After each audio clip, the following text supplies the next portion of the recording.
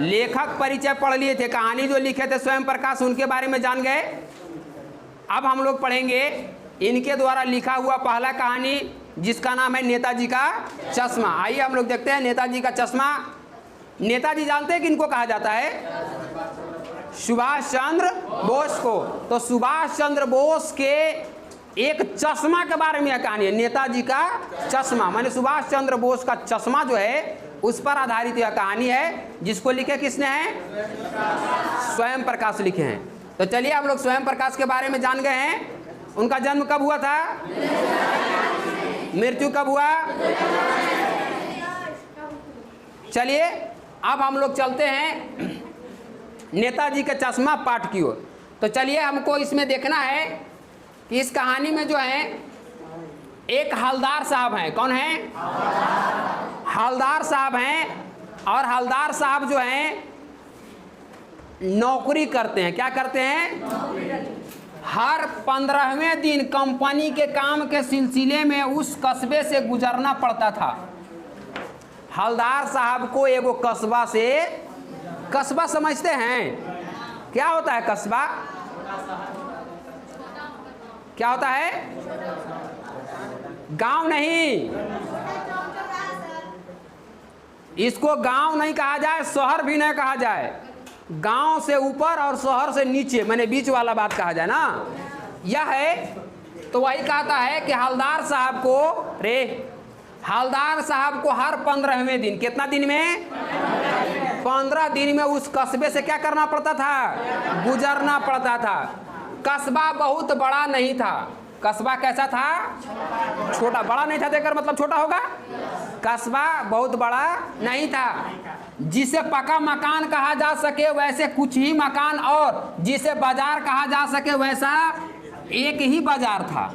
ध्यान दीजिएगा, उस कस्बा में पक्का मकान नहीं था, बहुत कम था, और एक बाजार था। कितने बाजार थे? इस समझिए कि जस्ट तरहसी का बात कह रहा है। कस्बे में एक लड़कों का स्कूल और एक लड़कियों का स्कूल। बात सही है ना? तरहसी में एक लड़का का स्कूल और एक लड़कियों का स्कूल, और एक छोटा सा कारखाना था जेकरा में सीमेंट बनता था। क्या बनता था? सीमेंट का एक छोटा सा कारखाना, 2 ओपन एयर सिनेमा घर और एक ठो नगर पालिका भी थी। कहता है कि इस शहर, इस कस्बा में 2 स्कूल थे, एक लड़कियों का स्कूल और एक लड़कों का स्कूल। एक था छोटा सा कारखाना जेकरा में क्या बनता था? सीमेंट का फैक्ट्री था ना। और 2 सिनेमा घर था, ओपन एयर, वो बंद नहीं था, ओपन सिनेमा घर। और एक तो क्या थी? नगर पालिका थी। नगर पालिका थी तो कुछ ना कुछ काम भी करती रहती थी। नगर पालिका समझते हैं ना? जैसे होता क्या है कि गांव घर में मुखिया का चुनाव होता है और नगर में नगर पालिका का चुनाव होता है, वहाँ मुखिया का चुनाव नहीं होता है। तो यहाँ पर एगो नगर पालिका थी, तो नगर, अगर मुखिया जी जीतते हैं तो कुछ ना कुछ काम करेंगे ना। उसी तरीका से नगर पालिका थी, तो नगर पालिका का कुछ ना कुछ काम था, वो काम करती रहती थी। कभी कोई सड़क पक्की करवा दी, गली गुचा का जो सड़क था उसको कभी पक्का करवा देना, कभी कुछ पेशाब घर बनवा देना। जैसे होता क्या है कि शहरी इलाका में पेशाब करने में बहुत दिक्कत है, घना जगह नहीं होता है, तो उसमें क्या बनाया जाता है? आप देखिएगा जहाँ जहाँ शहर रहता है, बड़ा बड़ा शहर में आदमी कहाँ जाएगा? एकदम स्पेशल चौक चौराहा पर पेशाब घर बनवा दिया जाता है।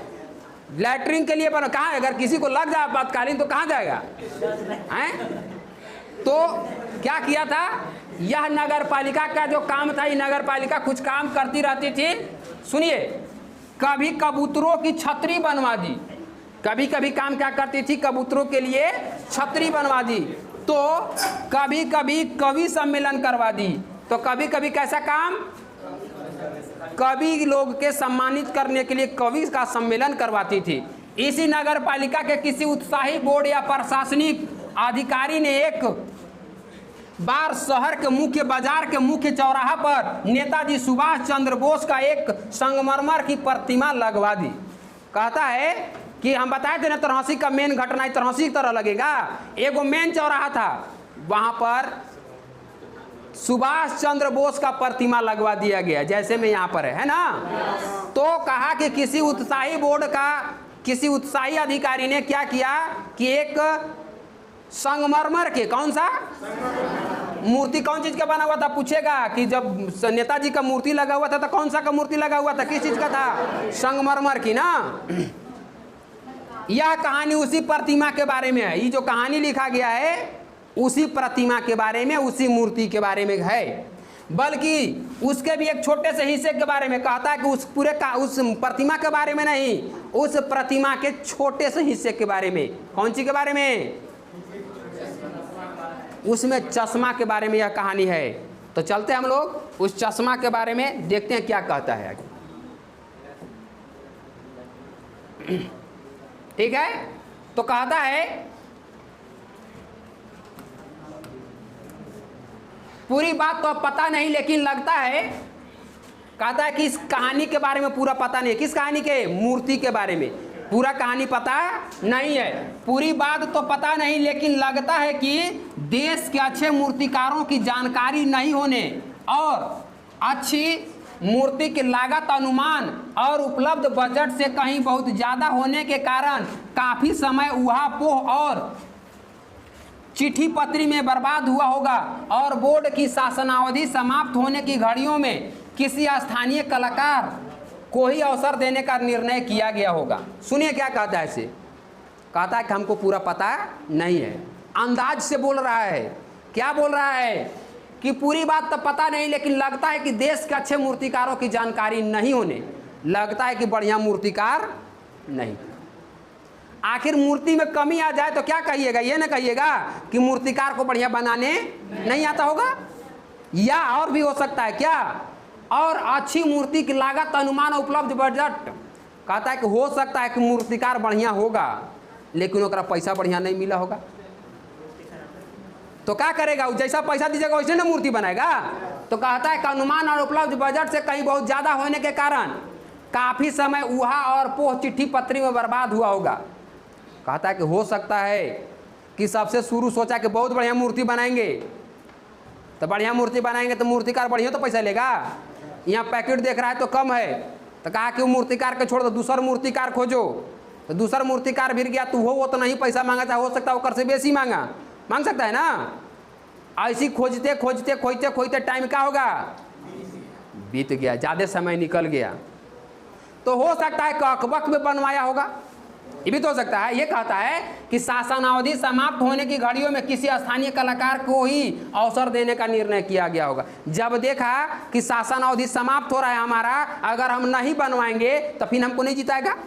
अभी देख रहे हैं हेमंत सोरेन के 3 साल बीत गया, चौथा साल ही चल रहा है, 3 साल में कोई वैकेंसी नहीं है। इन साल से जो वैकेंसी निकाल रही है, कभी ये वाला वैकेंसी तो कभी वो वाला वैकेंसी, तो कभी ये तो कभी वो, पूरा हो चाहे ना हो, इतना वैकेंसी निकाल देगी कि आदमी को लगेगा कि ना बढ़िया काम कर रहा है। 3 साल आराम से सूत के बिता लिया है तो 1 साल में बढ़िया काम किया। तो यह हाल इसका भी होगा कि शासन अवधि समाप्त होने वाला होगा, तो लगा कि अबरी हमको नहीं जिताएगा। तो क्या किया कि कोई बगले वाला कलाकार के कहा कर यार तू ही बना दे, छोड़ दो, दूसरा जगह जा रहे हैं तो मिल ही नहीं रहा है, तू ही बना दो। और अंत में कस्बे के इकलौते हाई स्कूल के इकलौते ड्राइंग मास्टर, हाई स्कूल के मास्टर को दे दिया कि मास्टर साहब आप जानते हैं ना मूर्ति बना? तो हाँ बाबू बढ़िया जानते, बना देंगे। तो इकलौते हाई स्कूल के ड्राइंग मास्टर, इनका नाम था कौन चीज? मोतीलाल जी। क्या नाम था? मोतीलाल जी को ही यह काम सौंप दिया गया होगा। किसको सौंप दिया गया होगा? मोतीलाल जी को यह काम सौंप दिया गया होगा, जो महीने भर में मूर्ति बनाकर पटक देने का विश्वास दिला कर बड़ी समय है, 1 महीना टाइम है ना, 1 महीना में बना करके आपको एक नहीं देंगे, बना के लगा देंगे। यह इनका दलील था। किनको? स्थानीय कलाकार इकलौते हाई स्कूल के ड्राइंग मास्टर मोतीलाल जी का। उन्होंने कहा कि 1 महीना टाइम हम बना करके दे देंगे। आगे देखिए क्या कहते हैं।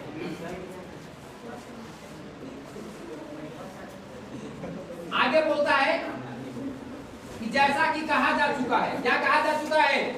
मूर्ति संगमरमर की थी। मूर्ति किस चीज के बनी हुई थी? मूर्ति संगमरमर के बनी हुई थी।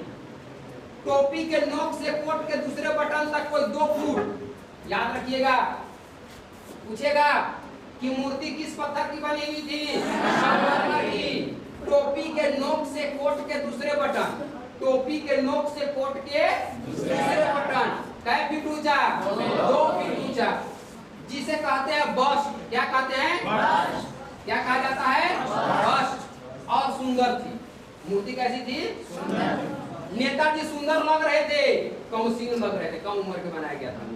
नेताजी सुंदर लग रहे थे, कुछ कुछ मासूम और कमसीन फौजी वर्दी में। किस वर्दी में था मूर्ति? फौजी वर्दी में। मूर्ति के देखते ही दिल्ली चलो और तुम मुझे खून दो वगैरह याद आने लगते थे। पता है ना, नेताजी सुभाष चंद्र बोस नारा दिए थे, तुम मुझे खून दो मैं तुम्हें आजादी दूंगा। दिल्ली चलो क्या दिए थे? सुभाष चंद्र बोस दिए थे। और जब भी मूर्ति को देखा जाता तो आदमी को याद आ जाता कि यही आदमी है तो क्या दिए थे? नारा दिए थे, तुम मुझे खून दो मैं तुम्हें आजादी दूंगा या दिल्ली चलो। ये सभी बातें याद आने लगती थी। इस दृष्टि से यह सफल और सराहनीय प्रयास था। इस दृष्टि से यह जो प्रयास था सराहनीय था। पता है ना कि किसका मूर्ति लगाया जाता है? वैसा व्यक्ति जो समाज के लिए, देश के लिए अच्छा काम किया हो, जिससे कुछ देख करके आदमी सीखे या उसके आदर्शों का पालन करे, वैसा ही आदमी का चौक चौराहा पर मूर्ति लगाया जाता है। तो सुभाष चंद्र बोस भी वैसा ही आदमी थे, जिसको अच्छा काम किए थे, जिसको आदमी पूछते हैं। बहुत लोग आदमी मानते हैं कि सबसे अच्छा काम वही किए। केवल एक चीज की कसर थी, जिसके बारे में यह कहानी है। केवल एक चीज की कसर थी। कौन सी कसर थी? जो देखते ही खटकती थी। नेताजी की आंखों पर चश्मा, नेताजी के आंख पर चश्मा नहीं था। आप ध्यान दीजिएगा, कहीं भी नेताजी का अगर फोटो मिले, मूर्ति मिले, तो घर में चश्मा जरूर रहता है ना। सुभाष चंद्र बोस का मूर्ति जहाँ भी देखिएगा आपको हर जगह क्या मिलेगा? चश्मा जरूर मिलेगा। और कहीं बुढ़ापा का फोटो नहीं मिलेगा। पता है ना, क्योंकि बुढ़ा नहीं मिलते। जवानी में उनका क्या हो गया था?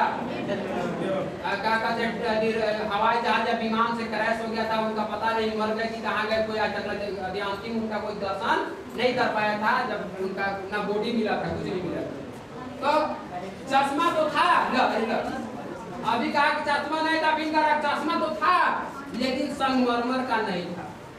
उस मूर्ति जो संगमरमर के पत्थर से बना हुआ था चश्मा, उस पर चश्मा था, लेकिन ओरिजिनल चश्मा जो आदमी पहनता था वो वाला चश्मा पहना हुआ था। पत्थर